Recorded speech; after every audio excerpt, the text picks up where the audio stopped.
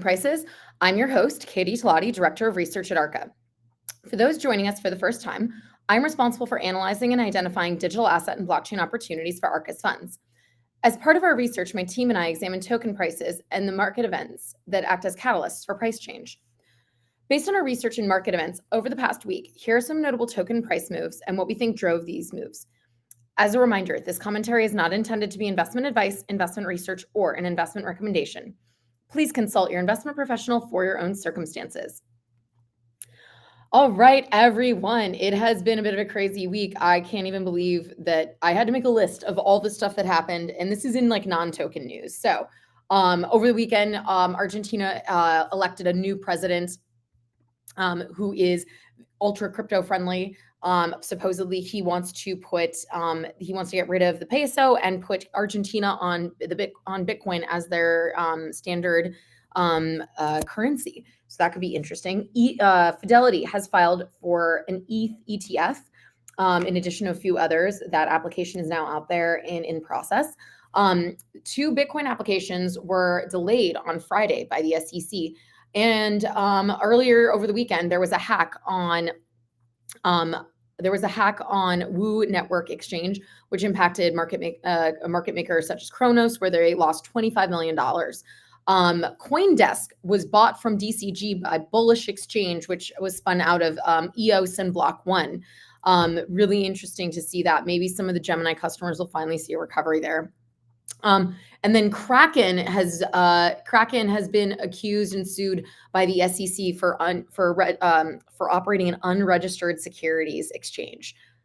That's in the non-token news, as I said. So we're going to start and talk about what's actually been going on in token markets. And all of this was from the last few days. Like I said, lots going on. So first, we're going to talk about DYDX and Wi-Fi.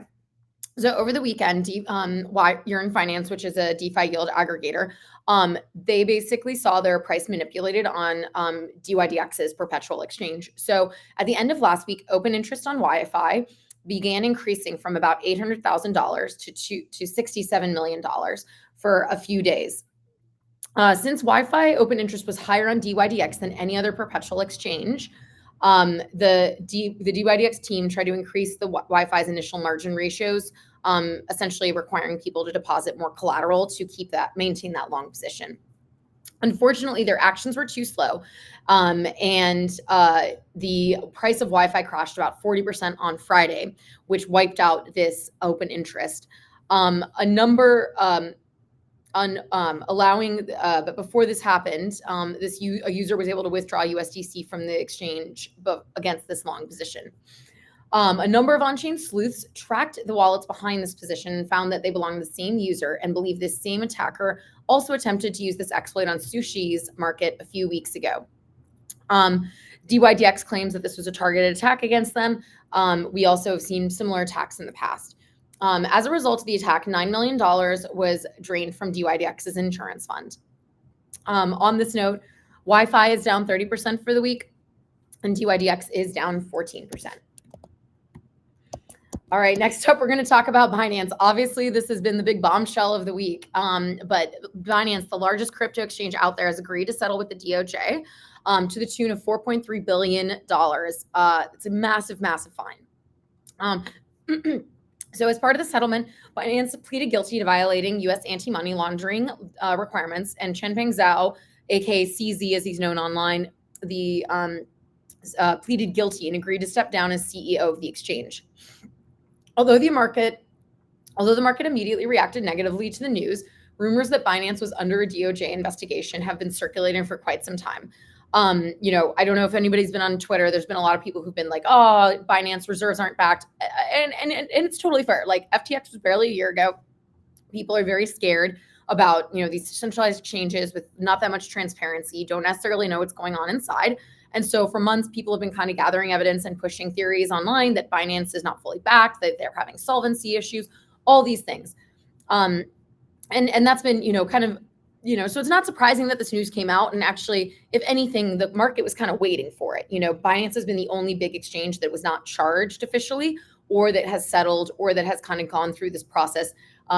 So far we've seen Coinbase, Kraken, Bittrex, pretty much every other major exchange has been sued over the last couple of years or had enforcement action against them. So this was pretty much the last shoe to drop in that realm. So by having the investigation conclude and the settlement, and with the settlement, there's been no action to shut down Binance, and it really clears the market of this overhang, as I said. Interestingly, in his resignation post on Twitter, CZ mentioned that the DOJ's investigation did not find Binance guilty of misappropriating user funds or manipulating the market, both of which FTX was accused of doing. So, all in all, Binance doing pretty well, still going. Maybe we don't have CZ at the helm anymore. That is a shame. The BNB token is only down 7.2% on the week on this news. All right, next up we have PYTH, and you've probably never heard me talk about this before because it's a new issue. So decentralized Oracle provider PYTH launched their token via airdrop on Monday. PYTH launched a couple years ago in about 2020. They have focused on servicing projects and ecosystems outside of Ethereum and kind of managed to grow to secure about 124 projects across Solana, BNB, Avalanche, Cosmos, and a bunch of other chains. Compared to Chainlink's Oracle system, which is Chainlink is the biggest Oracle provider, PYTH differentiates itself by using a pull price update instead of a push update, which offers better latency and gas efficiency, which are important for chains such as Solana that have super high transactions per second. So basically the way Chainlink works is that when you ask Chainlink to provide a price, basically every transaction it's going ping, ping, ping, ping, ping, here are all the transactions into, in this, but that can be gas inefficient, right? For a network to continually send the same information second by second, especially for high performant blockchains like Solana, where you're running hopefully at some point 10,000 transactions a second. That's a lot of gas that can be used. PYTH, on the other hand, basically says, okay, we will wait until you ask us for this price information, and then it will be pulled from us, is the idea. So the idea there is that basically each different project can decide when they want that information. They can program that in, and so they pull that information from the porous oracles when requested. So that's kind of just the main architectural difference. But as a result, obviously, they both kind of service different needs and blockchains, as I explained. So the PYTH token, so the PYTH token is up about 30% since launch on Monday. They currently have a $663 million market cap, and a $4.4 billion fully diluted valuation, which is a small fraction of Chainlink's $8.1 billion market cap. While PYTH does charge fees for using its Oracle, the product is currently making about $2,500 in fees per day, which is not that much. And the token only has and the token is currently only going to be used for governance. So no fee payouts, no staking. Like I said, despite this, PYTH performing pretty well out the gate, up 30%. All right, last but not least, we have Blur. So late Monday evening, leading NFT marketplace Blur announced the release of their season 2 rewards, along with another major announcement.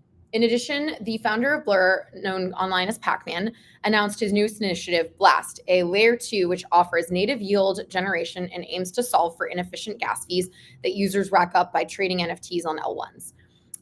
So basically, he is now at the helm of these 2 different projects, but they're going to be working hand in hand to kind of develop NFT capability, better NFT infrastructure. So for Blur Season 3 rewards, which is this next set of airdrop, the rewards are actually not going to be in Blur tokens. They're going to be in Blast tokens. And the rewards are going to be split between users who hold Blur and those who either trade, list, or lend on the Blur platform. Basically, what this is going to do, this is the reason that Blur is up so much in the last couple of days, is that this is really going to offset any of the dilution that's coming from this. It's been a massively airdropped token. So Blast already raised $20 million round led by Paradigm and Standard Crypto. If you haven't been following the story, Paradigm is also an investor in Blur. And Pac-Man announced an additional $40 million raised to support the Blur ecosystem. So Blast has already come also under a little criticism since access to the protocol uses a referral system that looks really similar to a pyramid scheme.